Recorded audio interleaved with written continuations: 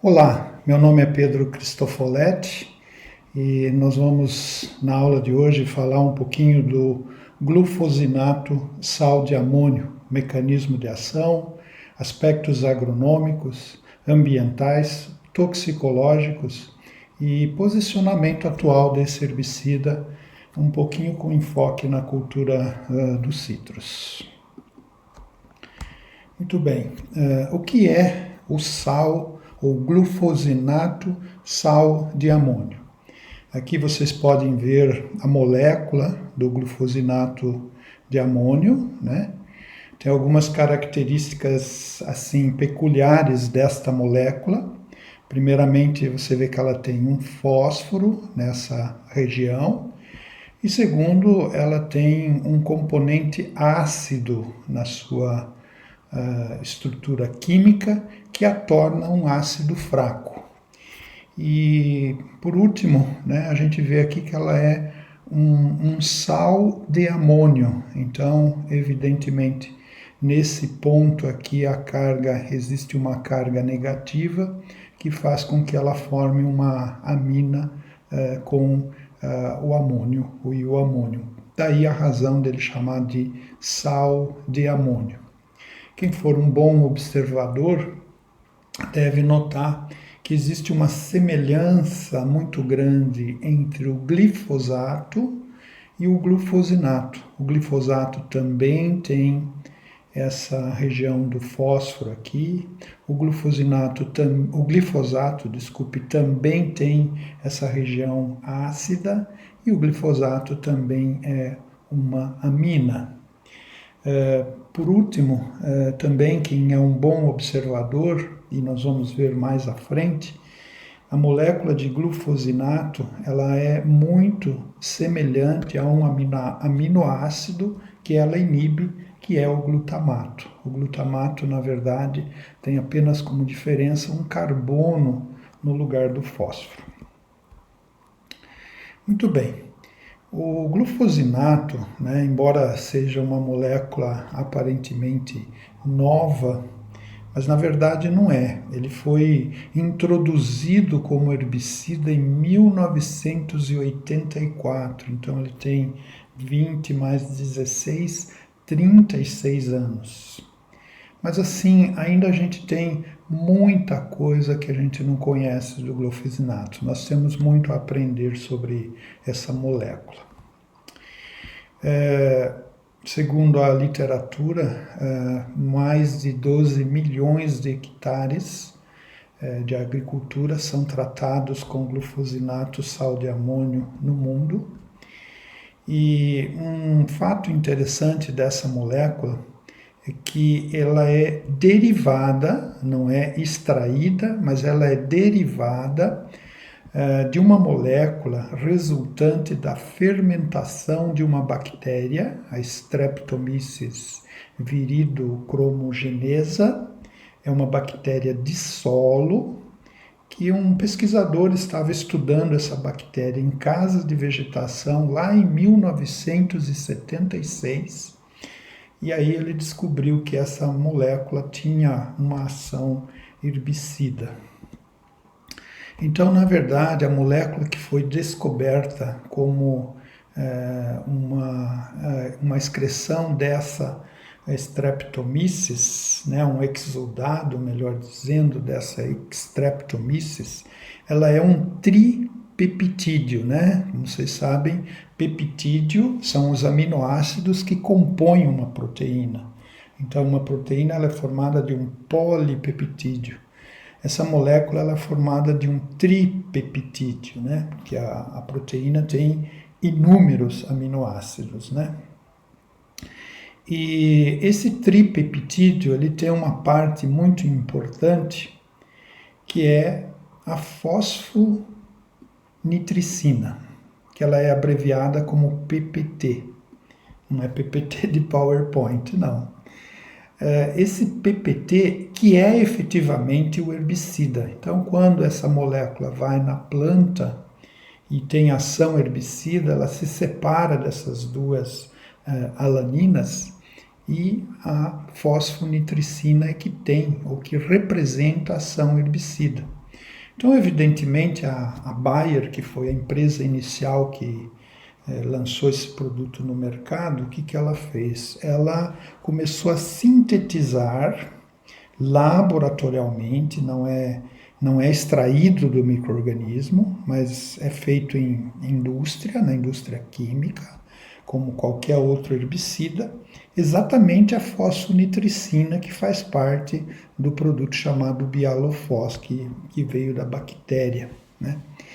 E para que a reação fique em equilíbrio, ela precisa então ser um sal de amônio. Então, o glufosinato, ele é uma mistura racêmica. O que quero dizer com isso? Ele tem duas conformações espaciais dos seus átomos, não são moléculas diferentes, mas metade tem a estrutura racêmica destrógera, que é a D de fosfonitricina, e metade levógena, que é a L de fosfonitricina. Na verdade, as duas têm a mesma atividade herbicida.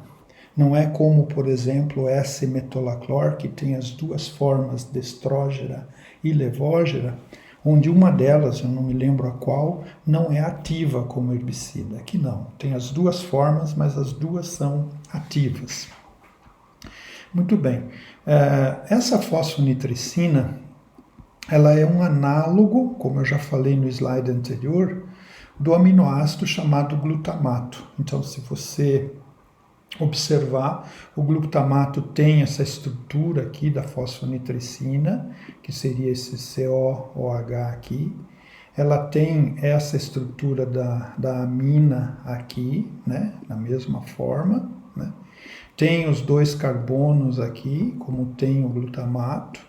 E como eu falei, só difere nesse fósforo aqui, né, que tem as ligações, e consequentemente aqui ela tem apenas um grupamento ácido, né? O ácido glutâmico tem dois grupamentos ácidos na mesma molécula. E isso é importante a gente observar, porque essa semelhança vai fazer com que na planta suscetível, né, ele tenha uma ação similar ao glutamato. Muito bem. O glufosinato sal de amônio é um herbicida único no seu mecanismo de ação. Outra semelhança com o glifosato, né? O glifosato também é um herbicida único no seu mecanismo de ação, mas é outro mecanismo de ação, né?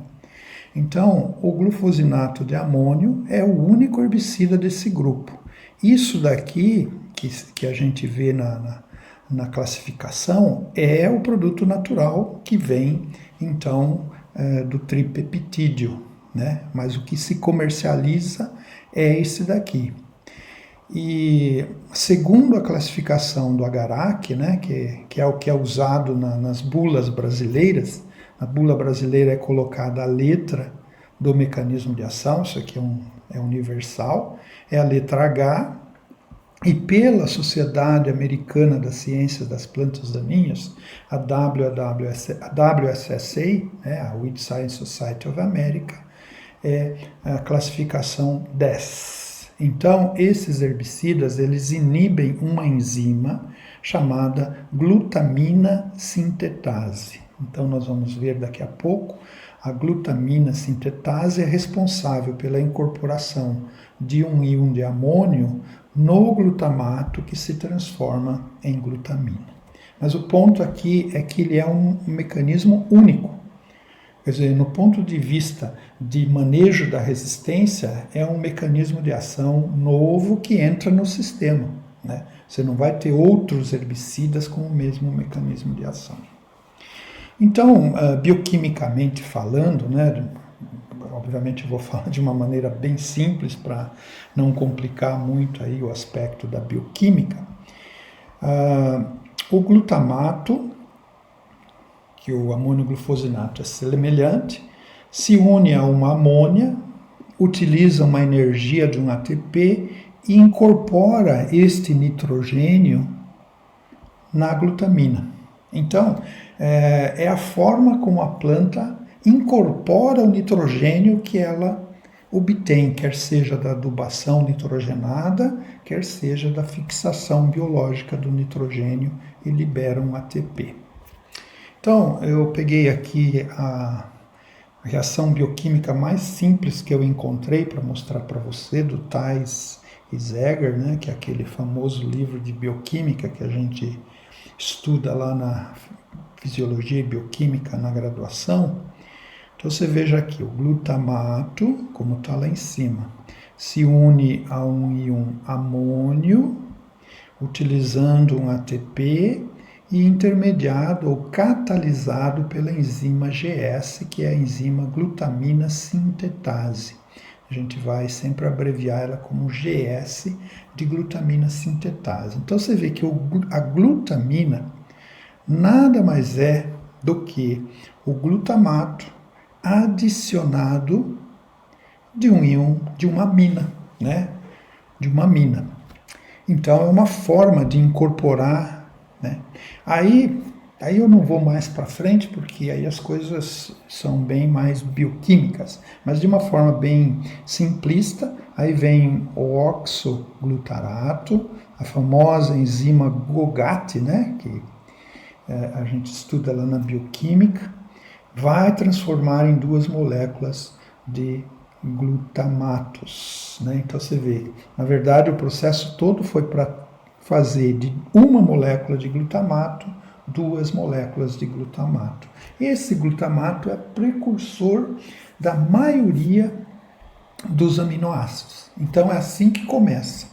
Agora o que o amônio glufosinato faz? Ele vem aqui, ó, e bloqueia esse processo. Então, nada acontece aí para frente. Então, é essa a ação do glutamato. Pra gente, e aí, desculpe, eu ia continuar, mas eu tinha me esquecido. Aí, qual é a consequência disso? Qual é a consequência do amônio glufosinato bloquear essa passagem? Acúmulo de amônio. A amônia é um componente não só que vem do solo e dos micro-organismos, mas na dinâmica toda do metabolismo da planta, a amônia está sempre se formando, sempre se formando. Então a planta com amônio glufosinato tem um acúmulo de amônio, do íon amônio NH4+, muito grande. Então eu vou tentar explicar um pouquinho mais dinamicamente isso. Glutamato. Muito semelhante ao glufosinato, né? Ao herbicida. Então, esse aqui é um aminoácido e esse aqui é o herbicida. Veja bem, o que acontece? Quando o glutamato está na planta, ele utiliza um ATP, né? Que é a forma de energia, e a partir desse composto em transição, ele incorpora a amônia. Tá certo? Agora, se eu tiver o glufosinato, né, o amônio glufosinato dentro da planta, ele vai fazer a mesma coisa. Ele vai adquirir um ATP e vai se transformar num análogo. Veja a semelhança disto com isto. A única coisa que isto aqui não tem é a amônia aqui, que foi incorporada aqui. Então, o que acontece quando eu tenho glufosinato? Este análogo ocupa o lugar do análogo que vem do glutamato e impede que este análogo adquira o NH3. E a planta, evidentemente, começa a acumular amônia, como eu já falei para vocês. Então, muito bem. Se eu não tivesse aqui o glufosinato, formaria-se a glutamina, né? Então, a glutamina sintetase, né, a GS, é uma enzima chave nas plantas para assimilar, reassimilar e detoxificar a amônia lá dentro. Então, você veja bem, a glutamina sintetase é essencial para assimilar o nitrogênio que a planta absorveu pela raiz ou pela fixação biológica do nitrogênio. Ela é responsável pela reassimilação, porque a planta está constantemente mudando seus compostos. e é responsável pela detoxificação da amônia dentro da planta. Então, o glufosinato, quando ele é fosforilado pelo ATP, ele vai agir como um análogo desse estado de transição, impedindo todo o processo. Muito bem. Vamos ser um pouquinho mais práticos agora. Eu peguei esse trabalho aqui, ó, esse trabalho é muito recente, ó, 20. É o trabalho do Hudson Takano, é um brasileiro que fez o seu doutorado, terminou agora na Colorado State University, e ele descobriu algumas coisas muito interessantes que não se sabia sobre o glufosinato de amônio. Então isso é fresquinho. Quem quiser ler o trabalho dele é muito interessante, é só digitar isso aqui no browser de procura na internet, que você vai ter o trabalho na íntegra. Isso aqui é folha de caruru, um caruru chamado Amaranthus palmeri, que é muito comum nos Estados Unidos. Então aqui, veja bem, ele aplicou o glufosinato de amônio. Aí ele foi observar a inibição da glutamina sintetase, o aumento de radicais livres, que é as formas reativas de oxigênio. Ele observou o acúmulo de amônia na planta, a inibição da assimilação de carbono e o esgotamento de glutamina e glutamato. Agora, por que ele colocou isso aqui em vermelho? Porque ele observou, e no próximo slide a gente vai também comprovar isso, que esses sintomas aqui na planta, que vai levar à morte da folha, isso aqui são só 12 horas depois da aplicação. Segundo essa pesquisa, não é pelo acúmulo de amônia. O que se pensava até esse trabalho aqui é que a morte da planta era pelo acúmulo de amônia na planta. Mas muito antes do aumento da quantidade de amônia, já começa o aumento das formas de radicais livres. E veja, qual que é o principal herbicida hoje que está sendo, infelizmente, retirado do mercado, que provoca acúmulo de radical livre na planta de formas reativas de oxigênio, o paraquat. Então, na verdade, o mecanismo de ação do glufosinato é o acúmulo de amônia, mas a forma que ele vai matar a planta é a mesma forma que o paraquat faz, acumulando radical livre. Portanto, já dá para perceber que esse produto é um produto que pode, em muitas situações, substituir o paraquat. Ele vai ter o mesmo comportamento.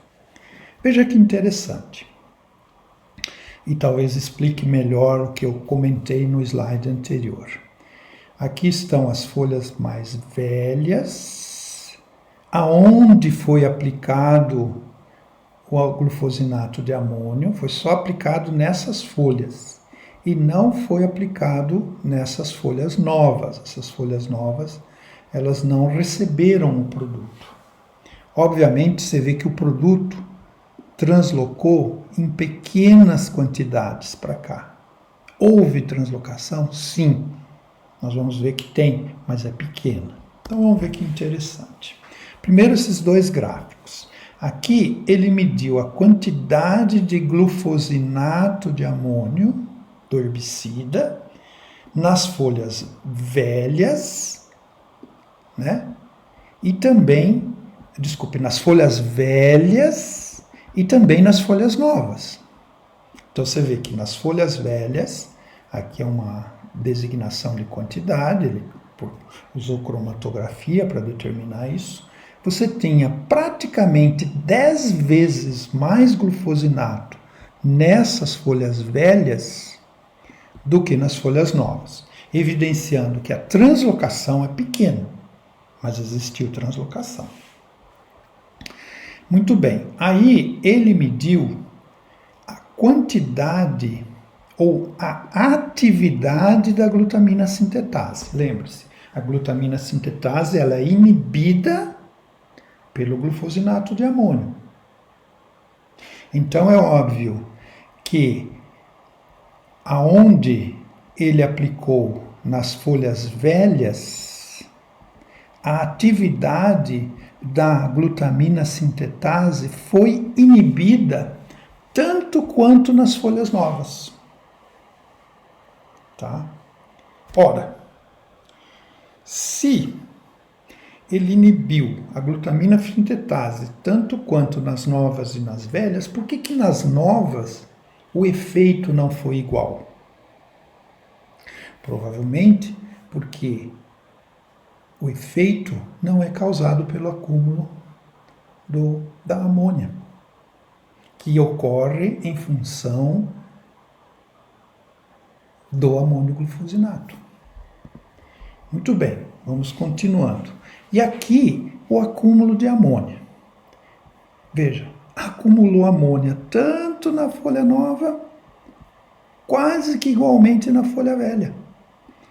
Então, por que a folha nova não morreu tanto quanto a folha velha? Porque provavelmente o acúmulo de amônia não foi o responsável pela morte da planta, mas sim o responsável foi as formas reativas de oxigênio, ou a água oxigenada, ou rosa, o que você quer que seja, radical livre. E veja o que aconteceu. Na folha velha, você tem uma grande quantidade de radical livre. E na folha nova, apesar de você ter aqui o acúmulo de nitrogênio, você ter aqui a presença da redução da glutamina sintetase, o que realmente provocou esse sintoma não foi o acúmulo de amônia, mas sim o acúmulo de formas reativas de oxigênio. Outro ponto legal que eu acho que vocês na prática precisam conhecer. Aqui foi aplicado o amônio glufosinato durante o dia. Eu deveria até ter escrito aqui, ó. Aqui o amônio glufosinato foi aplicado durante o dia. Eu vou até escrever aqui, né? É que eu tenho que escrever com o mouse, então não fica legal, né? E aqui foi aplicado o amônio glufosinato à noite. Certo? Muito bem. Agora, ele aplicou o amônio glufosinato tanto durante o dia quanto durante a noite. Aqui, na ponta da folha, ele só pulverizou essa ponta da folha, e aqui ele só pulverizou a base da folha. Então, aonde eu grifei em azul, é onde ele tratou. Veja que interessante. Quando ele tratou a base da folha, o produto foi para a ponta. Agora, quando ele tratou a ponta, o produto não desceu para a base. Então, não tem translocação pelo floema. Ele só transloca pelo xilema. Agora, veja que interessante quando ele aplicou à noite. Tanto faz ele aplicar na base da folha, quanto ele aplicar na ponta da folha, o produto não só não translocou, como não atuou. Portanto, o amônio glufosinato não atua à noite. Ele precisa de luz. Né? Então, mais uma vez, né? Não é a amônia que é responsável pela ação, é o radical livre, que funciona apenas durante o dia. Desculpa. Então aqui, isso prova exatamente esses resultados. Na luz, né? Quando o amônio glufosinato foi aplicado, aqui na verdade eu só pus resultado parcial, né? Mas quando ele foi aplicado durante o dia, né? Você teve efeito tanto de avaliação visual como as formas reativas de oxigênio. E quando aplicou à noite, a fito não ocorreu, nem na ponta e nem na base. Outra informação legal para vocês aprenderem sobre glufosinato de amônio. Primeiro, mínimo de 6 horas sem chuva após a sua aplicação, para boa eficácia.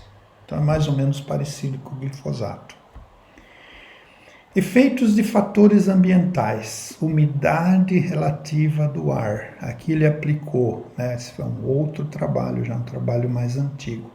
Aqui ele aplicou com 35% de umidade relativa do ar e aqui com 90%, e aqui a porcentagem de controle, né?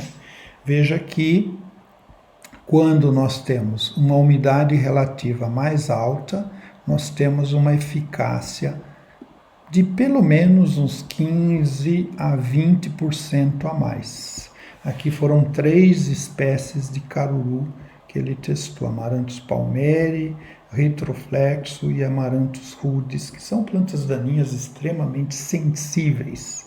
Então a umidade relativa do ar alta ajuda o glufosinato.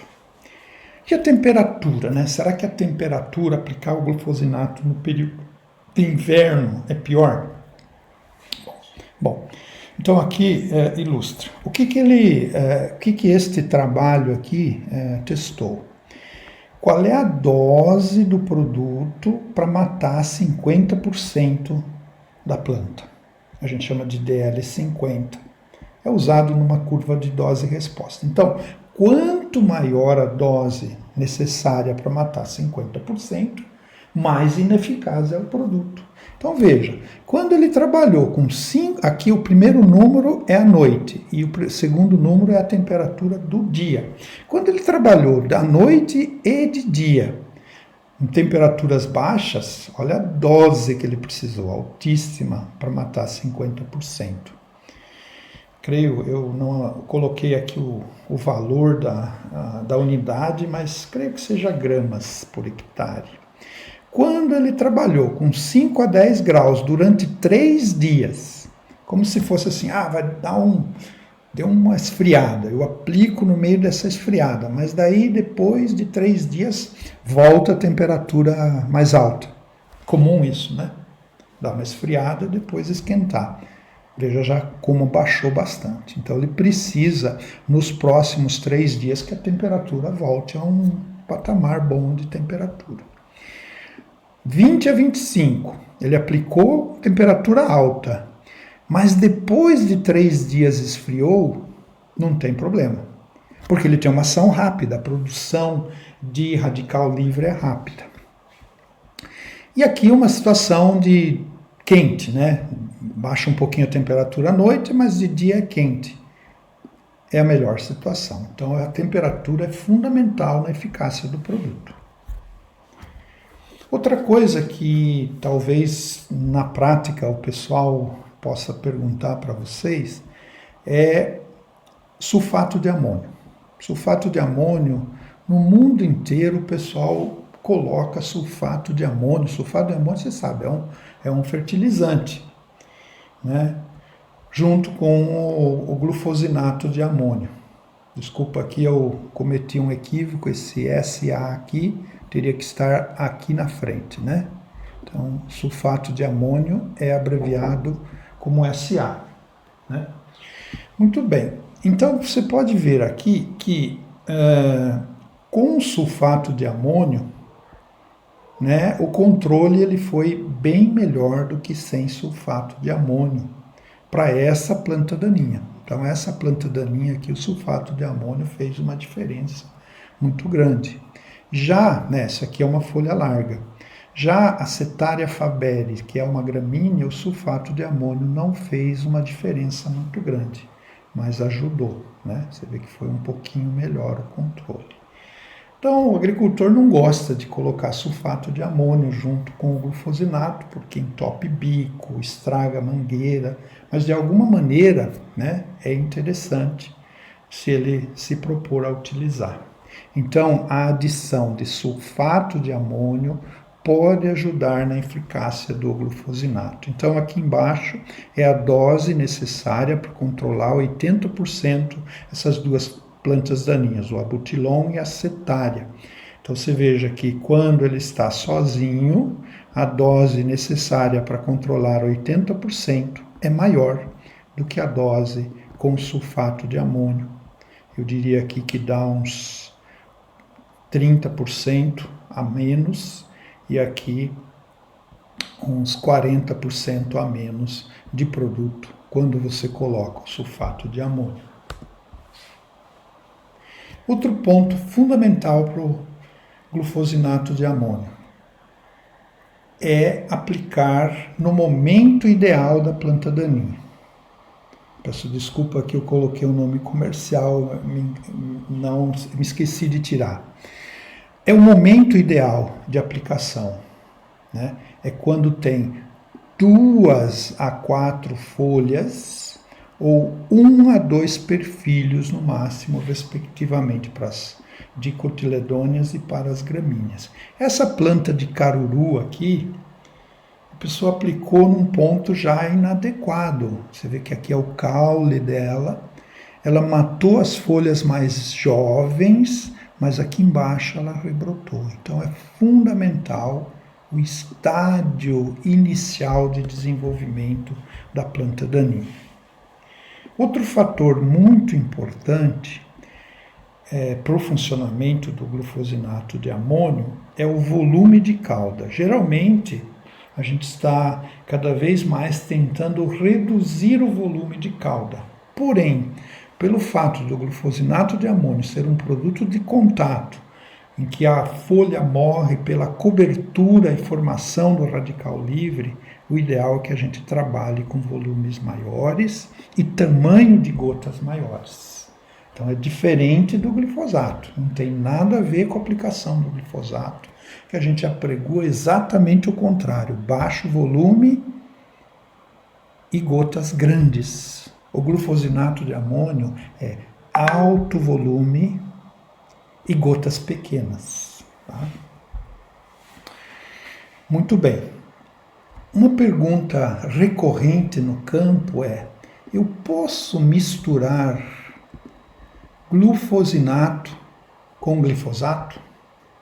Qual é o tipo de reação? Né? Então eu fui procurar na literatura alguns trabalhos, tem vários, né? Vocês podem encontrar. Eu preferi utilizar esse aqui. Então, aqui é uma planta daninha. Você vê que as doses são baixas, por quê? Para a gente ver se um produto interage com o outro, a gente não pode controlar 100%. Tem que controlar pouco para ver as diferenças. Então aqui, só glifosato, 2 doses. Aqui, só glufosinato, 2 doses. E aqui, a mistura dessas respectivas doses de glifosato e glufosinato. Então, se eu pegar esta daqui com esta daqui, eu vou ter a mistura aqui. Né? O que é esperado e o que é observado? Existe uma fórmula que você pega esses 2 valores obtidos deles isolados e joga na fórmula, e tem uma equação que se chama equação de Kolbe, que dá um valor que seria o esperado, para que nenhum interferisse, nem negativamente, nem positivamente. É o valor esperado. Então você vê que a mistura dos dois deu muito pouquinho abaixo do valor esperado da mistura. Então tem um pouquinho de interferência negativa do glifosato? Tem, mas é muito pequena. Você vê que aqui deve ter dado que uns 3 a 4% de diferença. A mesma coisa foi quando a gente fez aqui o glifosato com o glufosinato.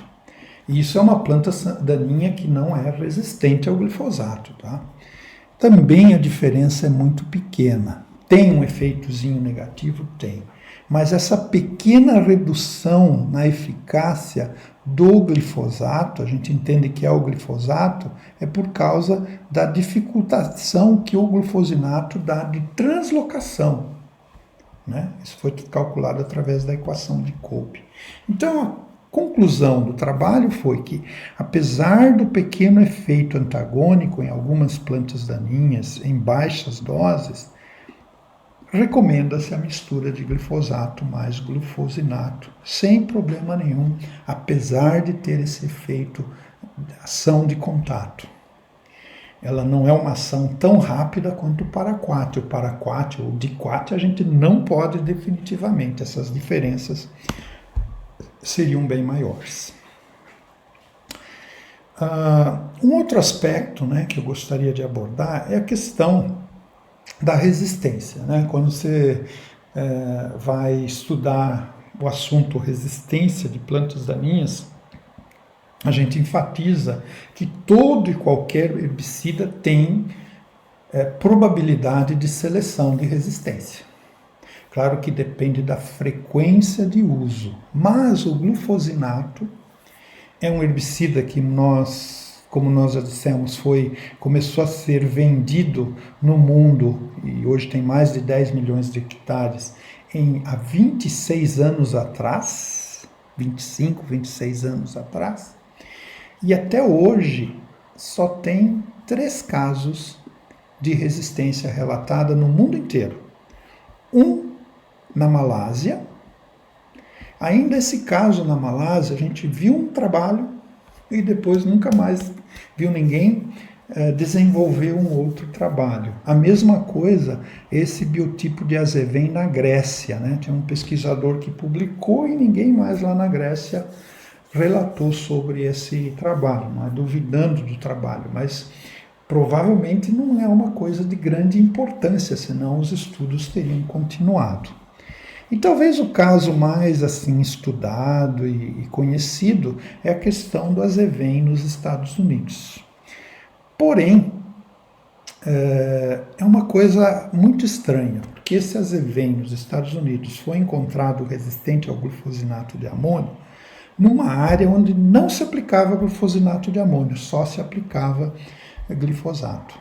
E ele era resistente também ao glufosinato de amônio. Então, são 3 casos bastante de pouca importância, melhor dizendo, no cenário agrícola mundial. Então, ele é um herbicida, eu me arrisco a dizer, de baixa probabilidade de seleção de plantas daninhas resistentes. No Brasil, nós não temos nenhum caso de resistência ao amônio glufosinato. E uma coisa interessante, agora eu vou entrar um pouquinho no lado bioquímico do mecanismo de resistência, que é o seguinte: aqui é onde o glufosinato atua. Isso aqui é a proteína GS, glutamina sintetase. Os bioquímicos têm uma imaginação incrível, né? Eles imaginam que a enzima tem essa conformação aqui, parecendo serpentina, caninho para lá, para cá, mas, enfim, é a estrutura tridimensional de uma proteína, da proteína GS. Muito bem, aqui é onde, olha, a molécula de glufosinato é essa daqui. A molécula de glufosinato, ela vem, lembra que eu mostrei lá no começo que ela usa um ATP? Né? Aqui está o ATP que se une à molécula de glufosinato.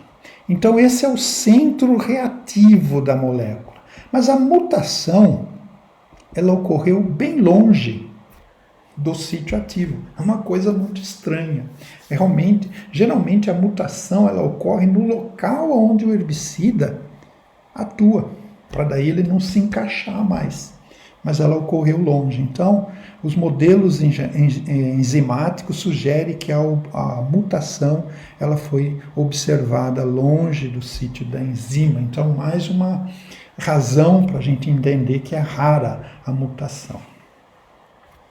Para a gente fechar, eu gostaria de mais alguns aspectos práticos do uso do glufosinato, né, nas culturas. Primeiro, falar um pouquinho da segurança alimentar do produto, né? Será que é um produto que é seguro, né, para para a questão alimentar, da aplicação próximo da colheita, às vezes. No caso dos citros, você pode aplicá-lo até quando praticamente se está fazendo a colheita da cultura. Eu achei uns dados interessantes, eu não sou especialista em toxicologia, né? Então também não queria me ater muito a esse assunto, mas eu achei um dado interessante, que todo herbicida tem a chamada dose de referência aguda. O que é a dose de referência aguda? É a dose que uma pessoa normal pode ingerir no alimento sem causar problema. A partir dessa dose ele pode causar problema. É o resíduo máximo que pode conter num alimento para o produto ser seguro. Numa situação de aplicação de glufosinato de amônio na cultura da maçã, para que uma pessoa chegue próximo da dose, não chegue na dose, mas próximo da dose máxima permitida de ingestão, ela teria que comer 250 maçãs em um dia para atingir o DR, né? Eu não conheço ninguém, acredito que não exista ninguém que consiga comer 250 maçãs num dia para atingir essa dose referência aguda.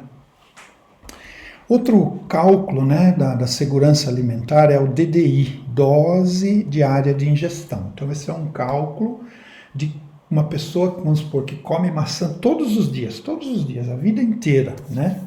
Qual que é a quantidade máxima que pode ter nessa maçã? O que o pessoal faz? O pessoal pega esse valor e dividido por 100. Eu me equivoquei aqui, é dividido por 100. Tem um toxicologista que escreveu que essa divisão do valor por 100, ou da segurança multiplicada por 100, é equivalente a você pegar dois carros correndo a 120 km por hora, um próximo do outro. Se o da frente brecar, o de trás bate.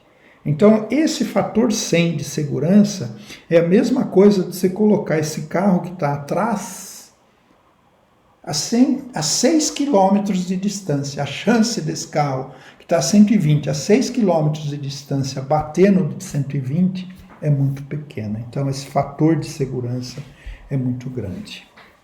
Um outro ponto interessante, em 30 anos de uso, em áreas que usa o glufosinato de amônio com boas práticas agrícolas, nunca foi registrado um caso de intoxicação do aplicador por glufosinato de amônio.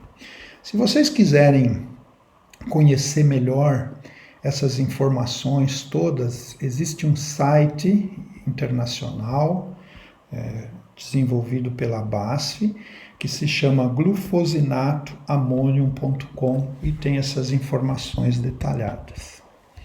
Com relação à segurança ambiental, ele é um produto que não é ativo no solo, ele é rapidamente degradado por micro-organismos. No solo, o glufosinato de amônio tem uma meia-vida máxima de 1 semana, e mesmo durante esses 7 dias eles não têm efeito sobre as plantas. Por isso que na soja você pode aplicar glufosinato de amônio no solo e plantar a soja no mesmo dia sem nenhum problema.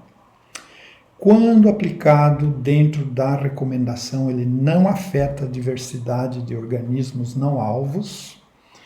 Isso está muito bem registrado na literatura, não afeta as famosas abelhas melíferas e abelhas polinizadoras.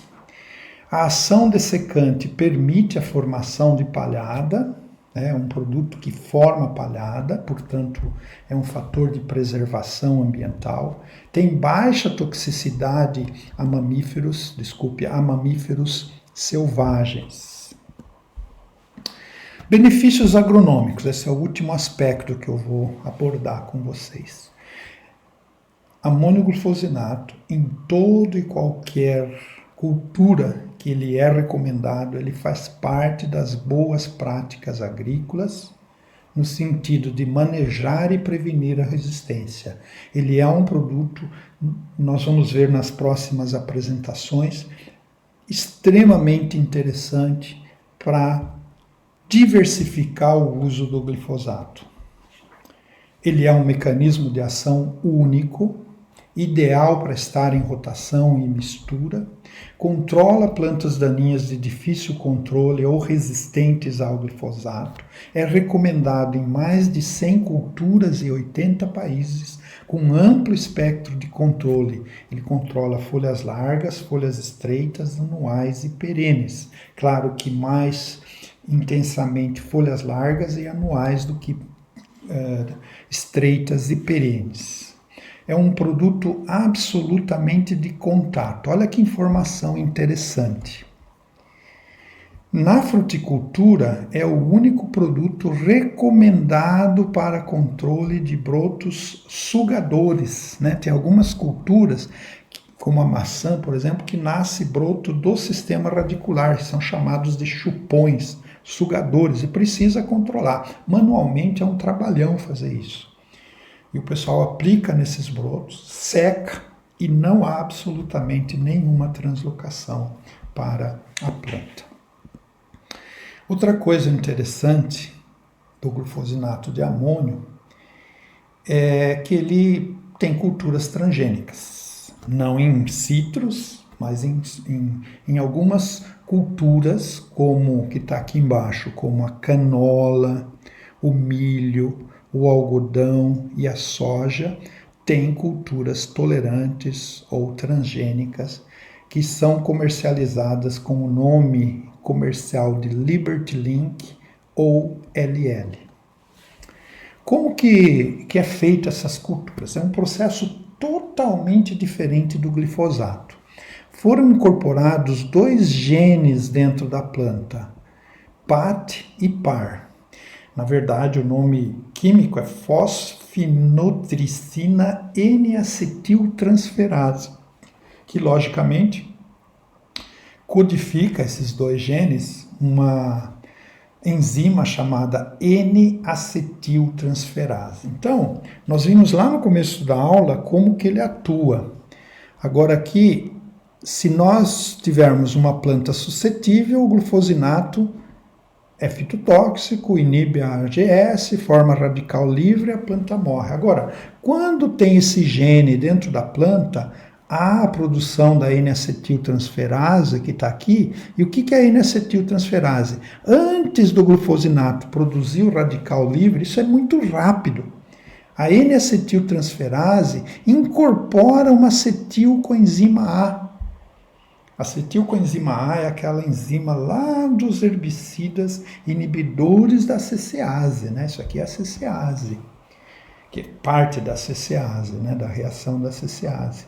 Então ela transforma o glufosinato em N-acetilglufosinato. Dá para perceber que neste nitrogênio aqui foi incorporado uma carboxila. E aí, ó, isso aqui não é mais herbicida. Isso aqui não atua mais na planta. E aí a planta sobrevive. Então, a transgenia é um processo de degradação do herbicida através dos genes PAT e PAR que foram incorporadas nessas culturas. Porém, nessas culturas, o glufosinato ele não é um produto tão eficaz, tão efetivo quanto o glifosato. Uma situação dessa, ele pode falhar. Então, o amônio glufosinato, ele sempre é recomendado em parceria com produto residual, para que a pressão de seleção não seja grande, para que a pressão de ervas não seja grande.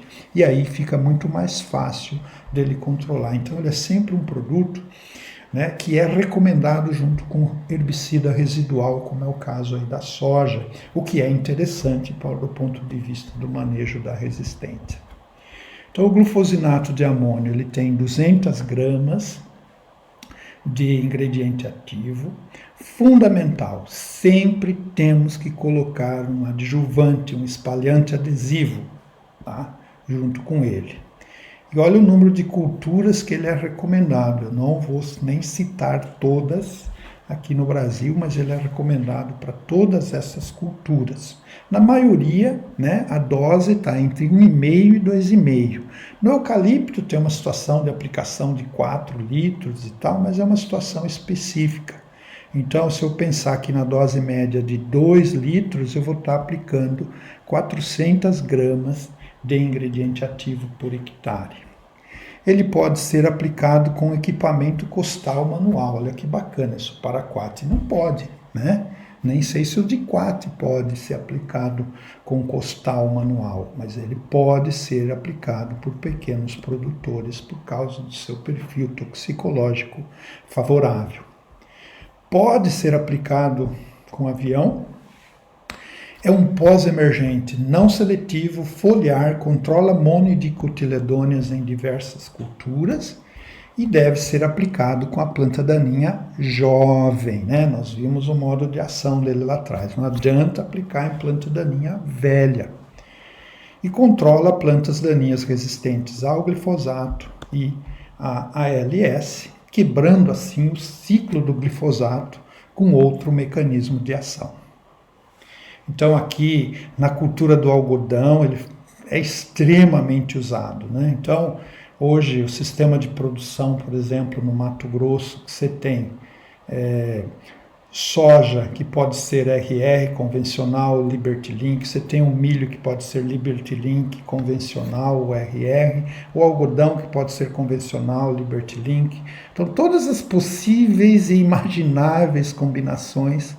Mas assim, no algodão é o grande uso, né, do amônio glufosinato em culturas anuais. Então, nós temos o algodão convencional, né, onde ele só pode ser utilizado nessa situação aqui, né? Hoje o algodão convencional é muito pouco utilizado e o algodão convencional ele tem problemas principalmente com plantas daninhas resistentes à ALS, como é o caso do leiteiro do picão preto, que nesse ponto aqui a gente usa muito a ALS e nós temos problemas, então por isso que o algodão convencional é muito pouco. Depois do algodão convencional surgiu o algodão Liberty Link, né? Que foi o algodão que foi introduzido, o primeiro algodão transgênico realmente que deu grande impulso à transgenia na cultura do algodão. Então a recomendação era de apenas, no máximo, 2 aplicações, mas tem produtores hoje que faz até 5. No começo, inclusive, dava muita fitotoxicidade. E finalmente, depois veio o chamado algodão Wide Strike, que é o algodão que, na verdade, não foi desenvolvido com o intuito de ser Liberty Link, mas utiliza-se o glufosinato como gene marcador. Então, aí no máximo uma aplicação do produto. Né? E aí o pessoal tem misturado com staple na primeira aplicação e tudo mais. Depois veio o algodão RR, que não teve alguns problemas aí, né? Onde era feita apenas uma aplicação. Esse é o RR1, onde somente até o V4 era possível aplicar o glifosato. Depois veio o RR Flex, que permitia a aplicação do glifosato até mais tarde. E hoje, praticamente, eram as variedades precoces, né, que surgiram, e hoje praticamente todo o algodão ele é glifosato e Liberty e BT, que é chamado de GLT.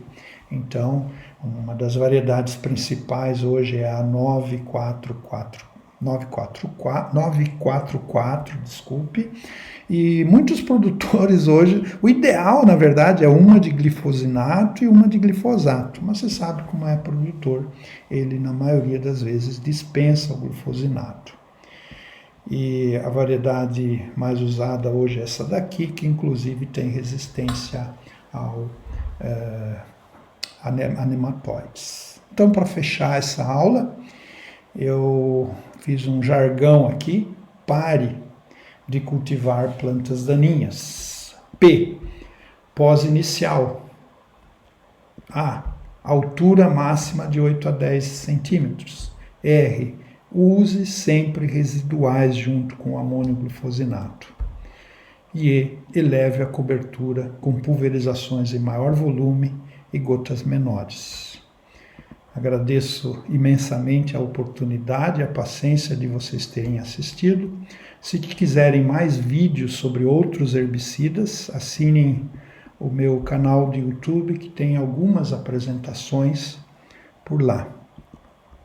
Muito obrigado, e a nossa próxima e-aula será sobre manejo de plantas daninhas na cultura dos citros, com aspectos mais relacionados, então, à questão do uso dos herbicidas